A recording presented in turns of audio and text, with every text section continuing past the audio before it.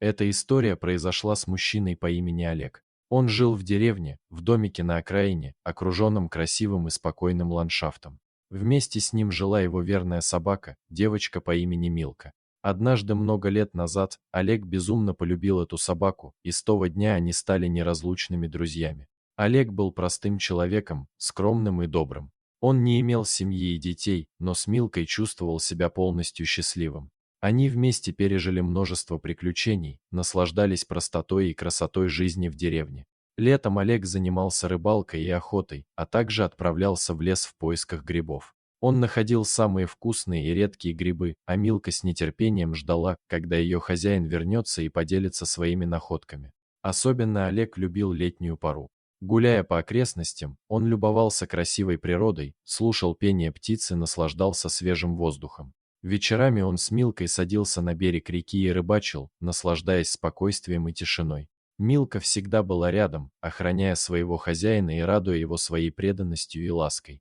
Наступила зима, и деревню засыпало снегом. Олег заготавливал дрова, чтобы прогреть свой маленький домик. Он расчищал свою территорию от снега, чтобы Милка могла свободно бегать и играть. Вместе они строили снежные башни и катались с горки, забывая о холоде. Зимние вечеры Олег проводил рядом с камином, греясь и размышляя о жизни. Милка лежала у его ног, излучая тепло и спокойствие.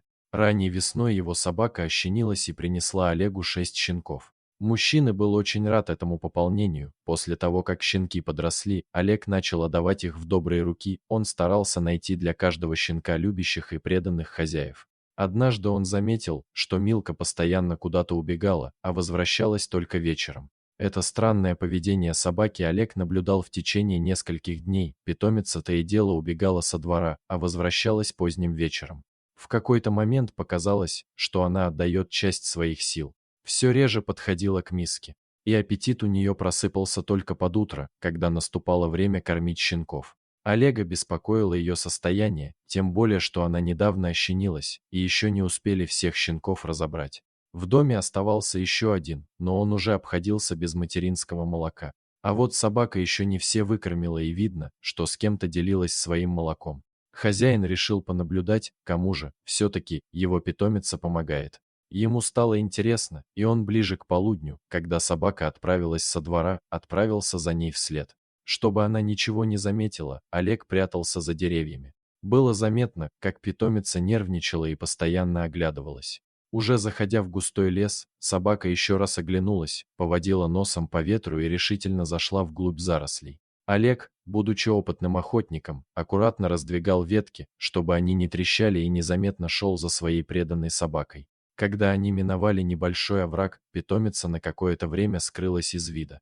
Мужчина испытал некоторую тревогу, думая, что может потерять своего верного спутника, но нет, обойдя пригорок с другой стороны, он чуть не наткнулся на раненого волка.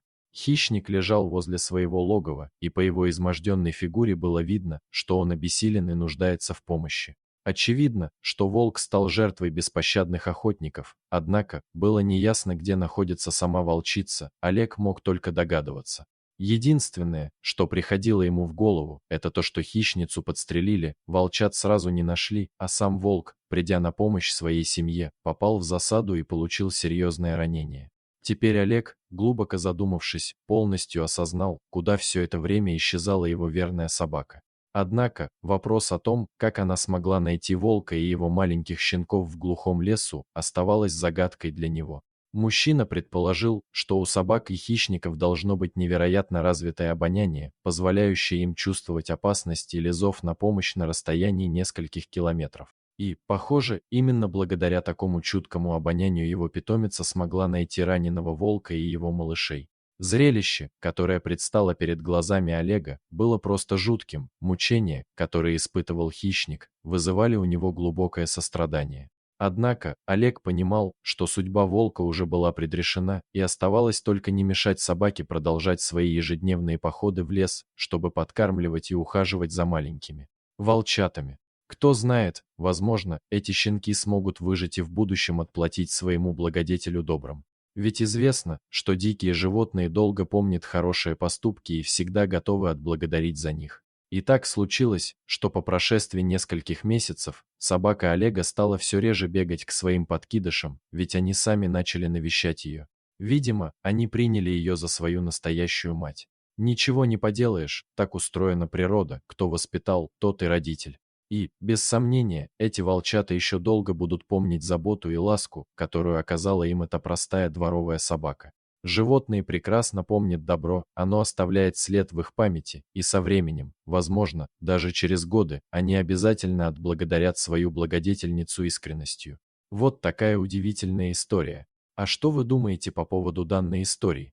Делитесь своим мнением в комментариях.